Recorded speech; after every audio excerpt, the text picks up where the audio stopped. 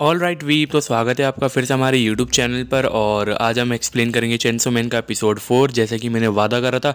तो बिना time waste करे वीडियो को स्टार्ट करते हैं। एपिसोड के स्टार्ट में हम देखते हैं कि पावर और मियावी कैसे खुश रहते थे और यहाँ पर कैसे बैड डेविल ने आकर पावर से उसकी मियावी छीन लेता है और पावर यहाँ पर उसी के चक्कर में एक इंसान को ढूंढने जाती है। और भाई पावर बहुत ही प्यार करती है अपनी मियावी से और यहाँ पर पावर की आँख खुलती है। हम देखते हैं जब पावर की आँख खुलती है तो सबसे पहले डेंजी को देखती है और वो डेंजी से पूछती है कि तुमने मुझे क्यों बचाया, मैंने तो तुम्हें मारने की कोशिश की थी।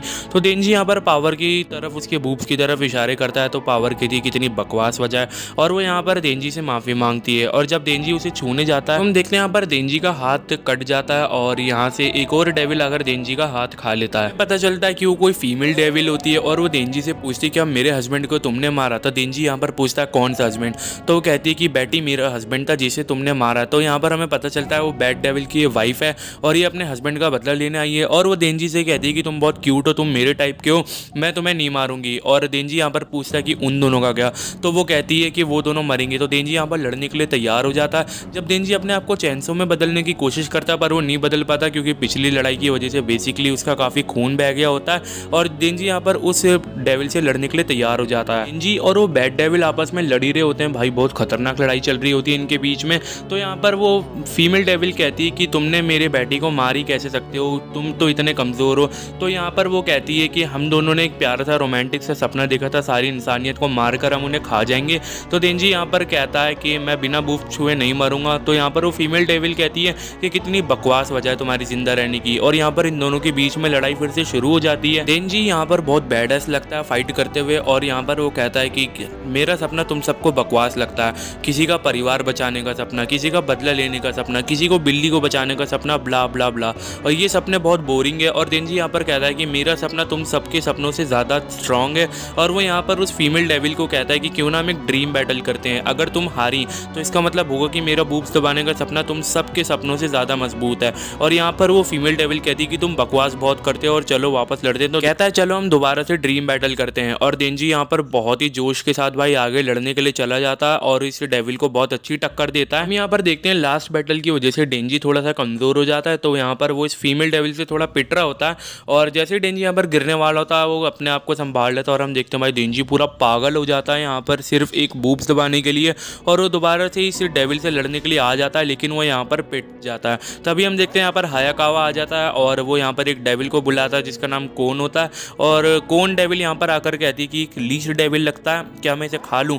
तो हायाकावा कहता है खा लो। और ये डेविल भी भाई बहुत खतरनाक होता है जो कि हायाकावा के पास होता है। देखते हैं यहाँ पर हायाकावा अपनी पूरी टीम के साथ आता है और यहाँ पर वो आकर डेंजी और पावर को बचा लेता है। और अगली सुबह हम देखते हैं कि डेंजी हॉस्पिटल में होता है। हायाकावा यहाँ बैठा हुआ डेंजी से बात करता है और कहता है कि मुझे तुम्हारा हाथ मिला और जब तुम ट्रांसफॉर्म हुए तो वो खुद ब खुद जुड़ गया, तुम सच में ही एक डेविल हो। और वो कहता है कि डेविल्स इंसान को मारना चाहते हैं और फींड्स भी। तो यहाँ पर डेंजी हायाकावा से पूछता है कि वो डेविल कौन था। तो हायाकावा बताता है कि डेविल हंटर्स को एक डेविल के साथ कांटेक्ट में रहने के लिए उनसे डील करनी पड़ती है और वो डेविल फॉक्स डेविल है और हायाकावा उसके साथ अपने शरीर का कुछ हिस्सा डील करता है और इस बार उसने अपनी स्किन दी थी।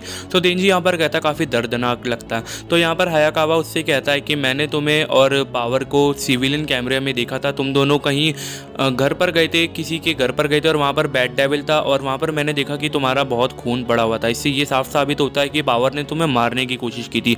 तो डेंजी यहाँ पर कहता है ऐसा कुछ हुआ भी था। तो यहाँ पर हायाकावा कहता है कि तुम फिर से उसे बचाने की कोशिश कर रहे हो। हायाकावा को याद आता है कि बचाने के बाद उसे काफ़ी लोगों ने कहा था कि उन्हें उस चेंसो वाले डेविल से मिलना है क्योंकि उन्होंने उसे बचाया था। हायाकावा कहता है अगर मैंने छानबीन की और अपने से सीनियर्स को बताया तो तुम और फील्ड डेविल दोनों की दोनों जाओगे।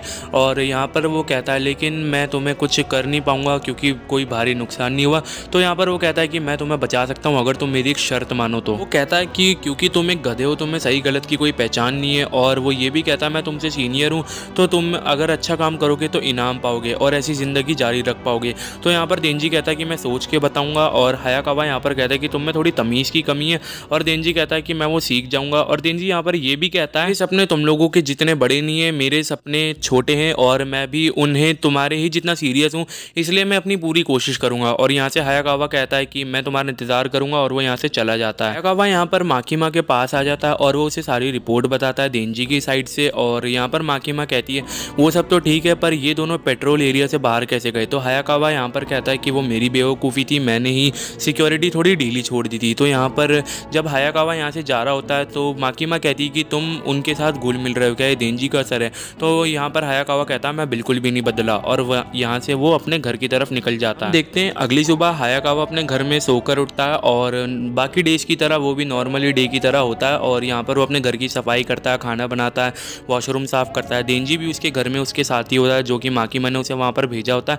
और यहाँ पर भाई वो लोग घर की सफाई कर रहे होते हैं, देंजी यहाँ पर प्याज काट रहा होता है और हायाकावा घर की सफाई करता है कि तब यहाँ पर डोर से कोई नॉक करता है और देंजी और हायाकावा दोनों अलर्ट हो जाते हैं। और यहाँ पर हम देखते हैं कि वो और कोई नहीं पावर होती है, और पावर आकर कहती है कि कितना छोटा घर है ये। कि माँ हायाकावा को कॉल पर बताती कि मैंने पावर को तुम्हारे घर भेज दिया क्योंकि मुझे सबसे ज़्यादा तुम पर भरोसा है। तो यहाँ पर हायाकावा कहता है कि इन दोनों पागलों को मैं कैसे संभालूंगा। तो यहाँ पर माकीमा कहती है कि मुझे उम्मीद है कि तुम ये अच्छे से कर लोगे।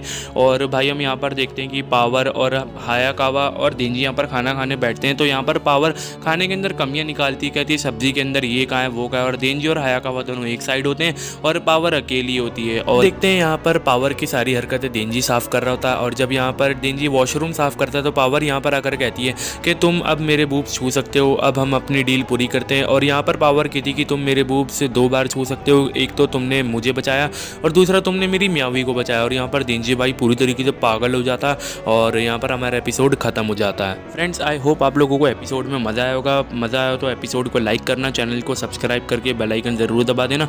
और भाई यहाँ पर जो है हमारा चैनल थोड़ा सा डाउन चल रहा है, तो आप लोगों की सपोर्ट की ज़रूरत है। तो कीप सपोर्टिंग एंड रॉकिंग। तब तक के लिए मैं मिलता हूँ आपसे नेक्स्ट एपिसोड में, तब तक के लिए बाय।